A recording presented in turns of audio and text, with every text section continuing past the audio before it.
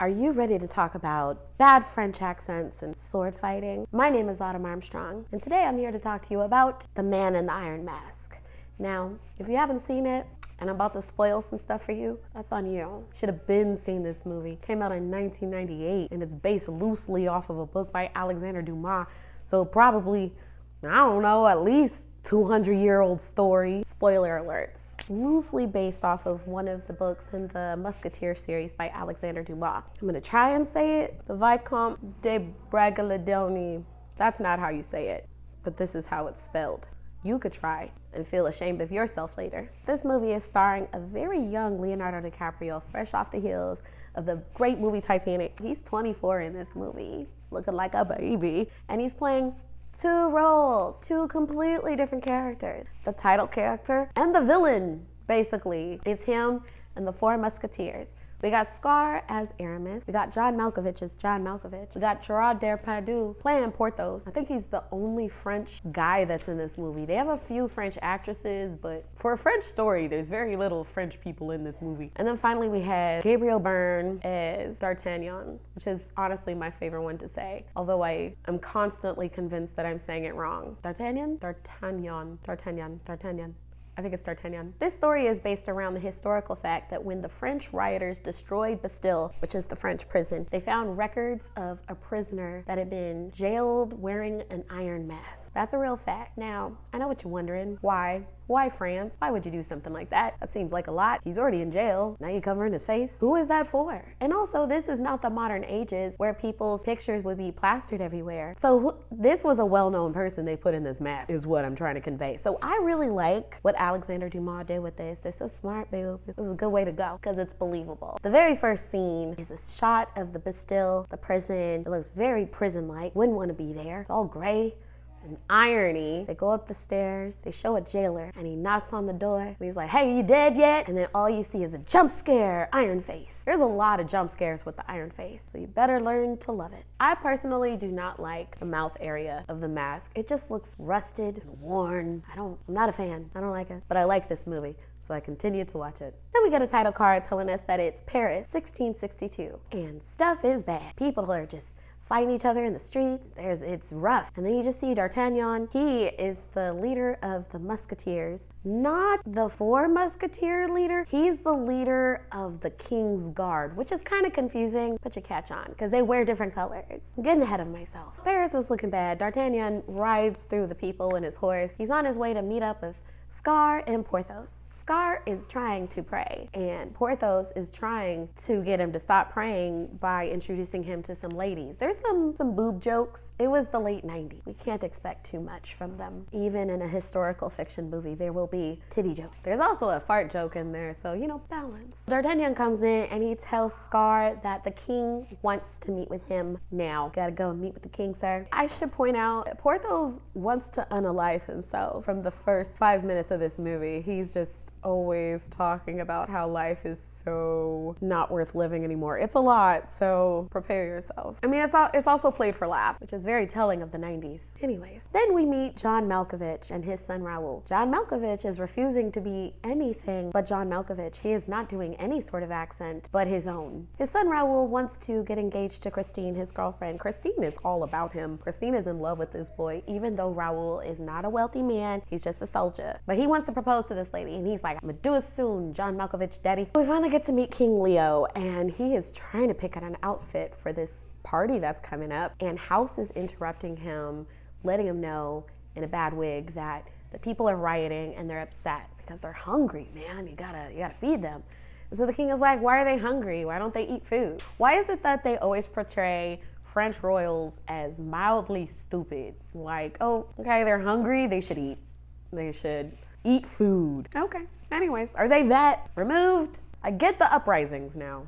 Now the uprisings make sense. The guy's like, there is no food. And then the king says, well, we have that food we were gonna ship off to the army. House was like, oh, you mean that rotten food? And he's like, yeah, that food. Send it to them. Give that to the people so they won't be hungry. So House is like, that sounds like a solid ass idea. Thank you, king. Scar comes in for his meeting with the king. And he's like, yo, King Leo, what's up? King Leo is like, look, people are not happy with me, apparently, and they are trying to murder me. specifically the Jesuits. I want you to go and kill the leader of the Jesuits. And it's pretty obvious within the first 2 seconds of saying that Scar is the leader of the Jesuits. Like, I don't understand how the king doesn't see that already, but okay. Scar's just like, okay, will do. I'll try my best to kill that darn guy. Then Leo sees Christine as she's coming up into this party with Raul. Now, disrespectful because she's on the arm of Raul and the king is still like, yo, who that? Who is that? And everybody's like, oh, you mean that guy or his girlfriend? And he's like, clearly the girlfriend. And they're all like, okay, well, we should have known. But like I told you, Christine is really rocking with Raul. I don't know why, but she is. They're in this party within the French palace, and Raul is about to propose to Christine in front of this fountain. It's about to be really cute. And then all of a sudden the king is like, yo, everything stop. I have a pig with a horn, and the horn isn't real, but he has a diamond tied to the horn, and the first one that catches the pig catches this diamond. So Raul stops everything he's doing. He's like, I'm gonna get you that rock. So he's off chasing off this pig. He's gonna get that pig. Christine is trying to go off with Raul, but all of a sudden she's trapped by fountains. The king has somehow managed to trap her with water, and so she has to go off in a specific direction. Once that happens, the king is like, oh, where's your man? You trapped me. Anyways, whole time he's being really gross. He tries to mac on her, he tries to kiss on her. A Jesuit dressed as a musketeer comes out of nowhere, tries to murk the king. And so D'Artagnan sees it, and he throws a sword through a fountain, kills the Jesuit. The king's like, holy smokes, people are literally trying to kill me every 5 seconds. Raul pops up conveniently, takes Christine, walks off.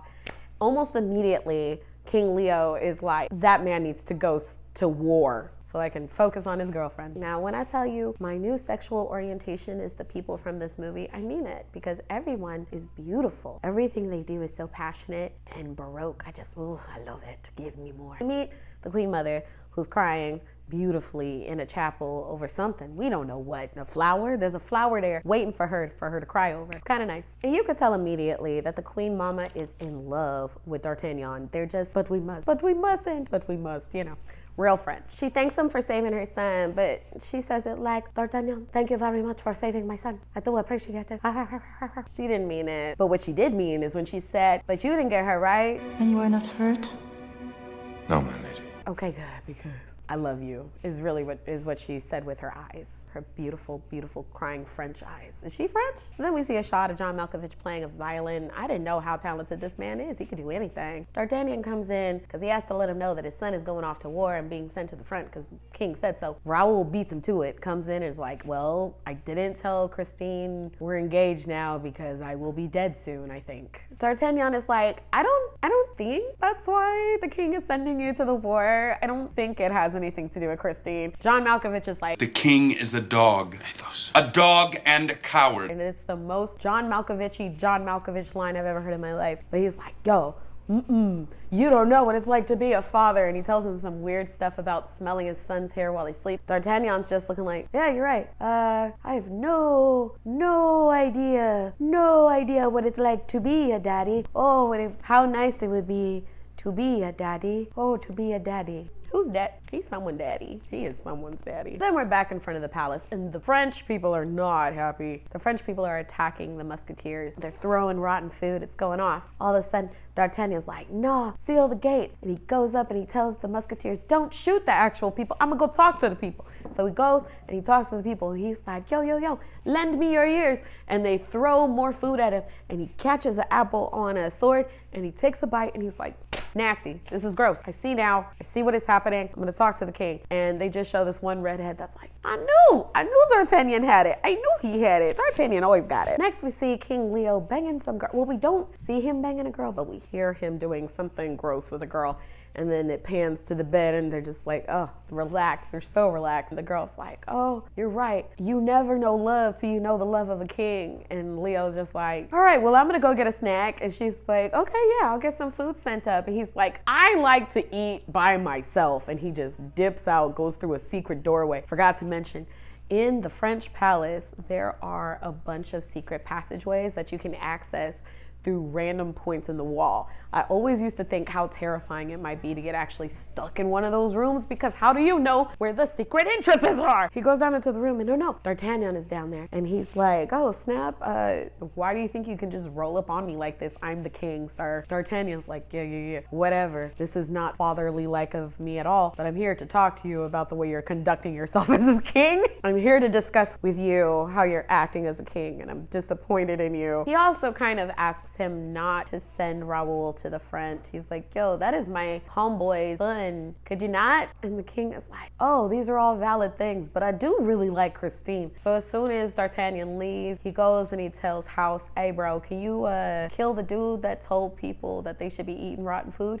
And also make sure Raoul is in the very fronty front. And then I thought about it, like, wasn't he the one that told him to eat the rotten food? But whatever. So then we get a shot of Raoul in war. Before he goes off to the front line, he's writing this letter. He hands it to somebody. He's like, yo, send this to the palace, have it given to Christine. And then right after writing the letter, he runs up the hill, screams, Christine, and dies immediately by cannon. He didn't have a chance. So Christine is too busy to bother with her sickly mother's coughing. When she receives this letter, she's like, chill, mama, stop all that coughing. I'm trying to read. So she's reading the letter. She finds out Raoul is dead. The very next scene, we find out John Malkovich just found out that his son is dead too, and he is more John Malkovichian than ever. He is furious. He is John Malkovich on 10. He just goes to the palace and starts murdering musketeers. I mean, mostly stabbing. It seems like he's murdering, but D'Artagnan is like, tend to the wounded as if nobody's dead. So I think they survived. John Malkovich goes there with the intention of killing the king, kills a bunch of people, and then they're just like, yo, he's just really sad right now, so we just gonna let him go. He's gotten a lot of murdering out of his system. Maybe this is enough. So now Christine is living at the palace, and I know what you're thinking, because I was thinking the same thing. This was quick. I thought you liked Raoul, baby. But then I thought about it. Real talk, this is 1600s France, and you're just a lady. You don't have a lot of options. Thank God you're attractive, because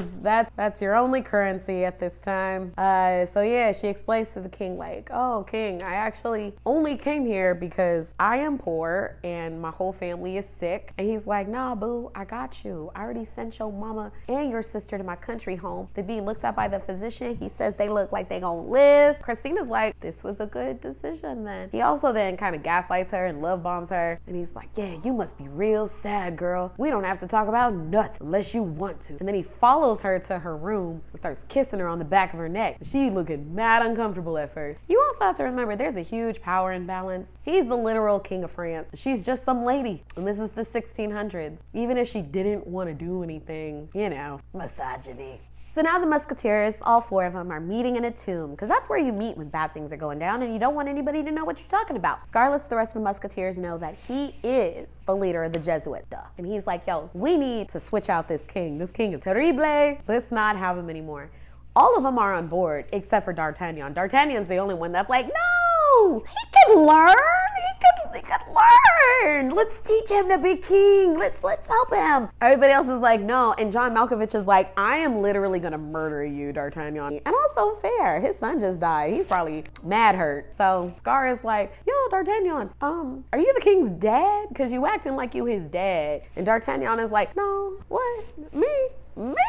Me a daddy. I wish I could be a daddy. Oh, to be a daddy. Oh, to be a daddy. Then there's some more ominous shots of them making more iron masks. I don't know why they need more. I thought one was enough. So the king and his daddy are having an argument because the king wants D'Artagnan to go and find the musketeers, because he's like, yo, John Malkovich already came up in here trying to murder me. You didn't do anything. You let him go. Also, now I don't know where the rest of the musketeers are. They're probably planning to murder me. D'Artagnan is like, but chill. Because those are my boys, and I know that if they was trying to kill you, they would come find you. We don't have to go looking for them. I don't know why he thinks that would make him feel better. Also, they coming for me. Okay. We get a shot of the prison. I forgot to mention the Bastille is in the middle of the ocean. It's not easy to get to or out of, for that matter. We see 3/4 of the musketeers in costumes going up to the prison. They're using Italian accents. Vai, avanti. I don't know why. I feel like that's unnecessary. I also feel like they used way too many people for this heist. They could have just used 2. They have a whole additional extra person, some random lady that they never introduced or use again. They needed a fourth person in the boat. So, okay. Scar is in a disguise and has a dead body tied to him wearing an iron mask. The jailers don't know this. So he's going up to Iron Leo's room, trying to pretend to be fat. And he's there and he's like, oh, excusey. And they let him in the room. He goes in there, closes the door. And then he literally like lets out the dead body on the floor. And Iron Leo is like, what is happening? He explains to him, this is your escape. So then he straps Iron Leo to his body. And he's like, oh no, look, the iron mask he's died. He is dead now. And they're like, oh, let's take off the mask so we can see who it is. And Scar literally is already burning the body. He's like, no, it's plague. We gotta burn him. They rush Scar out of there because they think he has plague now. He makes it to the boat. All in all, it's kind of a seamless thing. So much so that when they make it to shore, Porthos is even more suicidal because he didn't see no action. There was no sword fights. There was nothing. And Scar has had enough. He's like, yo, the pigeons are cooing. Chill. Finally take off the iron mask and it looks painful. Once they take off the iron mask, he looks a lot like a greasy Kurt Cobain. It was not a good look for Leo. When they take the mask off, Scar is looking mad guilty. You know he did something bad. So we finally get the backstory on who this person is. Iron Leo's real name is Philippe, but we will not be calling him Philippe ever again. His name is Iron Leo. Head canon. Iron Leo grew up a gentleman in the countryside with an old lady and a priest, aka a Jesuit. All of a sudden, when he's 16, he gets kidnapped out of nowhere, taken to a prison, and they put the iron mask on him, and they never tell him why. Then we find out the reason why Scar is over there looking so guilty is because he's the one that put the iron mask on him. Now, why did he do that? Well, because when King Leo's daddy died, the original King Louis, he all of a sudden told people that he had a twin son that he had been hiding for years. Even the Queen Mother thought that the baby had died in birth, but they just had hidden him for years. The Queen Mama is sad because she thought she had a dead baby. She doesn't have a dead baby. So Prince Leo decided to put Iron Leo into the iron. Horrible, right? Why not just kill him? So much easier. Also, I would like to ask, what did John Malkovich think was happening? Because once they get him cleaned up and they see, oh my God, Iron Leo looks exactly like King Leo. What did you already knew they were gonna try to switch the kings. Did you think they were just gonna choose a guy and hope that he looks like the king? That's weird. He's like, it's gonna take way too much time to teach this guy to be king. They got 3 weeks and they're like, no, we can't. He's like, yes, we can. King Leo and his lovely Queen Mother both get the news about Iron Leo's body double dying in the jail. So King Leo tries on the iron mask, of course, freaks himself out. And then the Queen Mother goes and she cries some more because she feels really, really guilty. She assumes that her child died twice and she never got to meet him. And the Queen Mother is doing some more beautiful crying. D'Artagnan walks in and is like, why are you crying? She does not tell him, just walks away. I guess sometimes people are just hoping that you'll just know that your son you thought was dead died again in an iron mask in a prison. You should know. Oh, I forgot, they also kiss. Very French. Well, after a lot of threats and sad exposition, Porthos finally tries to unalive himself. But in a hilarious twist, Scar sawed the beam that was holding the rope. So when Porthos jumps naked, oh, I forgot to mention, he was having a foursome before he decided to unalive himself, which again, most French thing ever. And everybody's like, what's that noise? Scar's like, oh, Porthos just tried to kill himself, didn't work. And then the whole building comes down. Hilarious. I like this movie. Now, Iron Leo randomly keeps putting on the mask and scaring all of us. And I think it's just because he's used to wearing it. But still, that mouth. Iron Leo is trying to tell everybody, I don't want to be king, I think. I think I just want to be free and live and not be in charge of a country that's rioting and at war, please. Also, you guys hate this king, so why do you want me to be this king? They do convince him. They do let him know, like, no, we don't want you to be like him. We want you to be better because this guy's up, because we're poor and all these things. Please help us. Help us. So then you have this whole long learning how to king montage, including some dancing, holding different cutlery, all kinds of things. Takes a bit to be a king, doesn't it? So while Christine is hanging out in the French palace in her new bedroom, she gets a letter from Raoul, finally. And in the letter, he tells her, don't feel guilty for anything that you've decided to do. And she's like, how did he know I would be here? How did he know? I wouldn't say it's on Christine. And I would say it's a little passive aggressive that he did it like this. While Leo is trying to mac on her, she's like, no, I got the letter from Raoul and I feel like I'm gonna go to hell now. And you're probably gonna go to hell. Leo is like, no, boo. I'm not going to hell because I'm ordained by God, so sounds like a personal problem. Leo goes and tells House and the rest of his servants that all rioters should be shot. He also wants to move up the ball 3 days because he's sad about Christine. let's have it tomorrow. Scar and Porthos head over to Paris so that they can tell the Queen Mother what is happening and that her son really isn't dead. But they don't tell her, they kind of coded tell her, but she understands. So good. Then we're doing some more king training, and this time it's just John Malkovich and Iron Louis, and it's not going well. It's not. And John Malkovich just kind of loses his patience, and Iron Louis is like, I'm not Raoul. I don't know why he brought up Raoul. That was a trigger. And so then John Malkovich is trying desperately to cry, and he just doesn't. It's time for the ball suddenly. It's kind of happening very fast. So now we're at the ball, and King Leo, he is having an okay time. He's dancing with this one brunette. He's wearing fancy outfit. It's a masquerade too. Everybody's having a good, it's a lot of gold masks. How did they all know to wear the gold mask? Were they provided? Because that's dope. Anyways, so he's at this fly ball. He's having a jolly old time. And then all of a sudden, while he's dancing, he keeps seeing Iron Mask. He's freaking out. Lots of jump scares. And his dance partner is like, what's going on, King? He's like, there's so many masks. And she's like, yeah, it's a masquerade. Well, the ballroom is full of masks. King Leo is losing it, so he decides, yo, I'm gonna go to my bedroom. So he goes off to the bedroom. D'Artagnan tries to follow him. He's like, no, daddy. And so he goes into his bedroom, locks the door. The rest of the 3/4 of the Musketeers come in through the secret door, bringing Iron Leo. They punch him and switch him. Yeah. So after they make the switch, John Malkovich is watching Iron Leo dressed up as the king, making his way into the ball, and he says really quietly under his breath so nobody can hear him but himself, You have the heart of a king. who heard that? Who was that for? You? Were you talking about yourself having the heart of a king? Whatever. Let's just call him Philippe, because now I'm confused. So Philippe, he makes his way into the ball, and he is nervous, but thank God he has this gold mask that he can hide over his face while he shakes a little bit. So he's holding the iron mask. He's going down to the most basic looking throne I've ever seen in my life, and he sits, and he's like, continue. Everybody starts dancing again. It's a ball.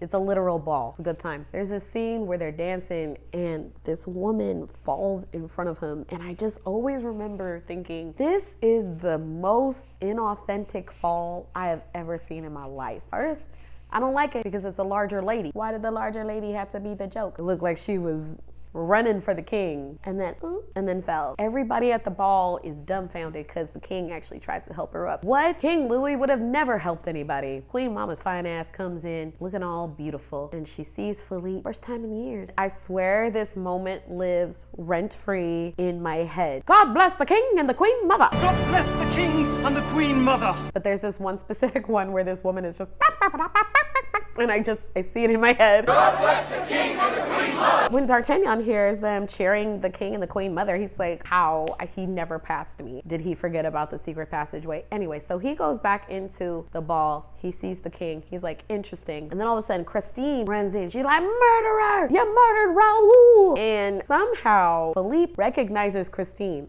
He puts two and two together. Christine? She's like, yes, you murdered Raoul. I rode to the front and they told me you murdered him. He's holding her, he's caressing her. He's like, however I have wronged you, I will make it right. This is when D'Artagnan is like, this is not him. Goes and he sits back down. D'Artagnan is like, yo, can I chat with you for a little bit? The king's like, nah, bro. D'Artagnan's like, but I insist. And he's like, oh, okay. This is how D'Artagnan was like testing this man, and he kept failing. He kept failing the king test. 3/4 of the Musketeers and Louis, they're almost escaping. They're almost out of there. Everybody is trying to help them except for the Musketeers. Musketeers are trying to stop. All the other people are like, no, we want you to escape. Do it for us. Doesn't work out. D'Artagnan stops them. King Louis brings Philippe and D'Artagnan back into his, he's circling Philippe. He's like, ew, ew. Doesn't even look like me. It is you.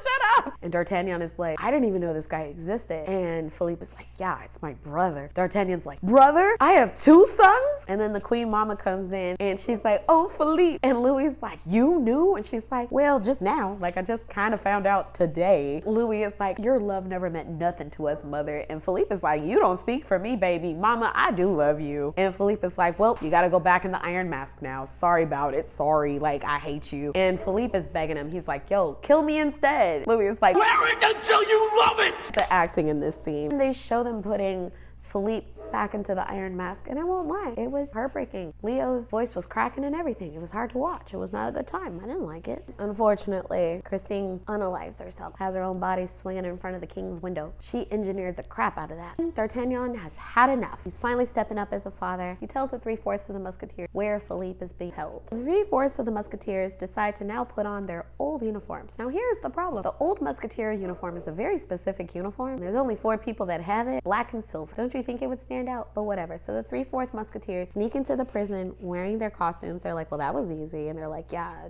it's not getting in. That's the problem. It's getting out. In the prison, they're trying to save Philippe. They find him. They're like, oh, we're so glad we found you. We thought this was a trap. D'Artagnan shows up in his old uniform. So he's clearly about to be of assistance. So now it's the 4 Musketeers and Philippe trying to escape this prison, but they're up against the King's Guard, aka the rest of the Musketeers, and the King himself. Problem is, the King's Guard doesn't really want to go up against D'Artagnan because he's the leader of their whole crew. It's kind of an issue. D'Artagnan finally admits that he's the daddy.